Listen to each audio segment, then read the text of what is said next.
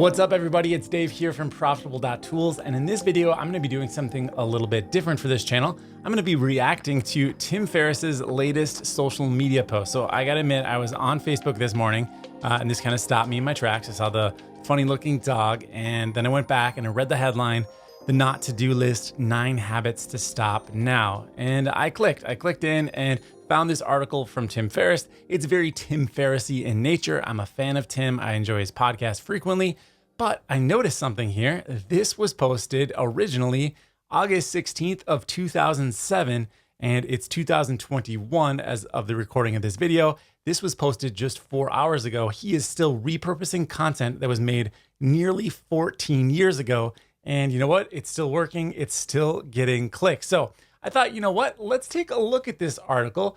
Is it something that you want to be doing? Is this a good social media strategy? Can you create just an awesome article and then actually have it stand the test of time? So let's go through the top 9 things to stop doing now, according to Tim Ferriss, circa 2007. All right, so Tim leads off the article by saying that not to-do lists are often more effective than to-do lists for upgrading performance. Now, I haven't heard Tim say those types of things recently, so I'd be interested to know if he has different feelings now. I think often taking action is better than avoiding action than not doing things. But let's see what he's got in store here. So the first one is, do not answer calls from unrecognized phone numbers. Now, that is really interesting because technology has helped this process along quite a bit, right? Because now we have spam risk notifications on our cell phones. Of course, everybody has caller ID. If you even have a home phone, it's built into that. So you kind of know who is trying to communicate with you at all times before you engage in the conversation. So I feel like this one is just kind of par for the course, and it really became part of our culture. All right, next up, number 2 is do not email first thing in the morning or last thing at night. I think this is still pretty relevant and good advice. It says the former scrambles your priorities and plans for the day, and the latter just gives you insomnia. So the idea here is if you wake up and you're in a reactionary mode, you check your email, you see what problems are going on, and then you base your day's output, your progress for that day on what is in urgent mode, what has to get solved right now. Well, now you're not actually working on the things that were more important to you before these sudden problems came up. So he says to get at least one critical thing done a day before you go ahead and check your email. So in theory, I think this is a great idea. In fact, I would love to say that I only check my email a few times a day, but as the little subheading here for the dog, I'm pretty addicted to my iPhone, and I tend to check it a lot more frequently than I'd like to admit. Don't be surprised if you email me if you have a question, and I write back kind of just like right away. Sometimes I'll also just put it in the back burner and then never get back to it as well. So it depends on how pressing the question is and how easy it is for me to give a complete answer. If it's something I need to think about, then I'll often kind of put it in the back burner, and it might take me even like a week or two to get back to you. All right, I love number 3 here, and I do remember him saying something along these lines inside of the 4-Hour Work Week, his first book. It says, do not agree to meetings or calls with no clear agenda or end time. Now, this is a really difficult thing to balance, but I think it's important. First of all, most things don't need meetings. They don't need Zoom meetings. An email or a Loom recording, something like that can solve 90% of interactions that you might have with your recurring customers. That's my experience anyway. Some people just like meetings. They like the social interaction, and it might be because it's the only way they can actually connect with other people. And I get that. That's important. But for me, I try to avoid meetings at all costs. If I get an email from, let's say, a company wants me to review their product, which I'm not trying to pat myself on the back, but I get dozens of those every single day. And they always say, hey, let's set up a call. Like, why? Why do we need a call? If I'm interested in your product, I'll review it. We don't need to interact with each other.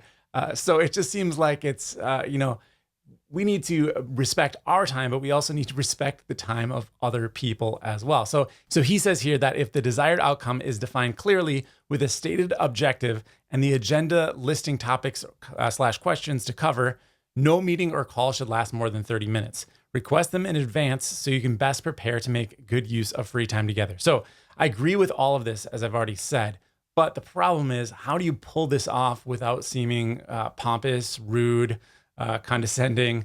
It really is a bit of an art to get people to value your time as much as you value your time.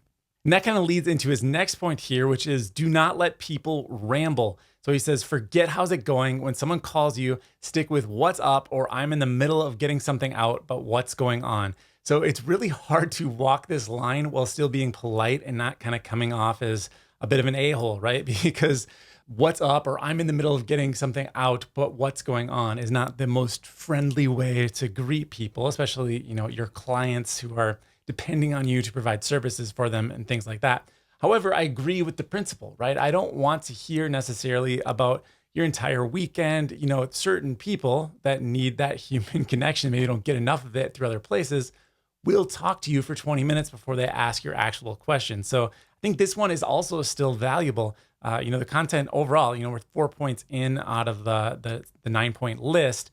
So far, everything's pretty valid. The only thing that's not is the unrecognized phone numbers, and that's because technology is kind of taking care of it for us. All right, now number 5, do not check email constantly, batch and check at set times only. This is really similar to what we mentioned a little bit ago on number 2, do not check first thing in the morning or last thing at night.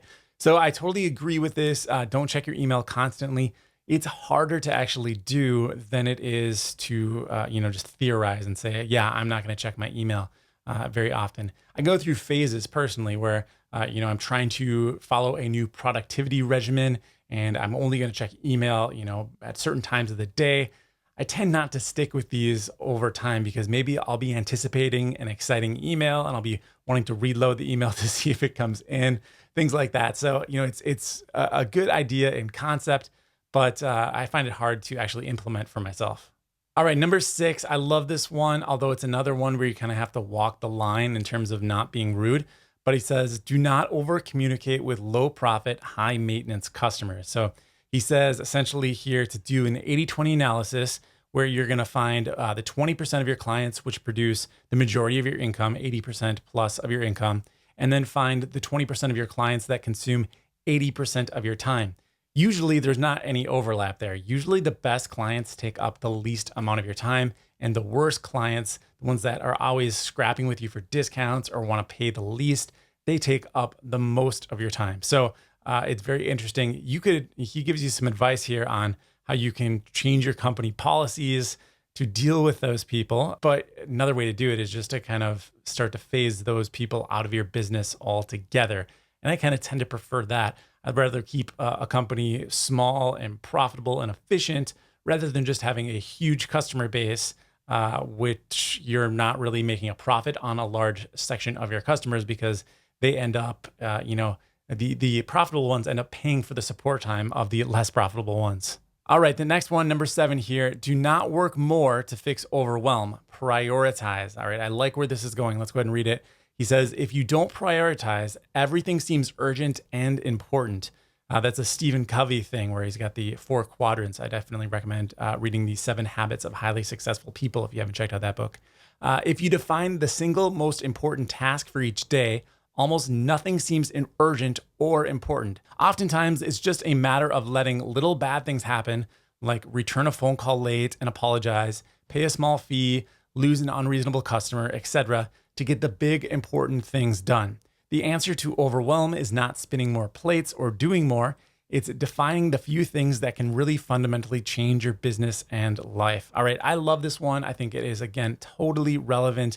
A great example here of evergreen content because almost everything in this article is still things that people need to work on 14 years later. So the word priority really should be something that you pay very close attention to.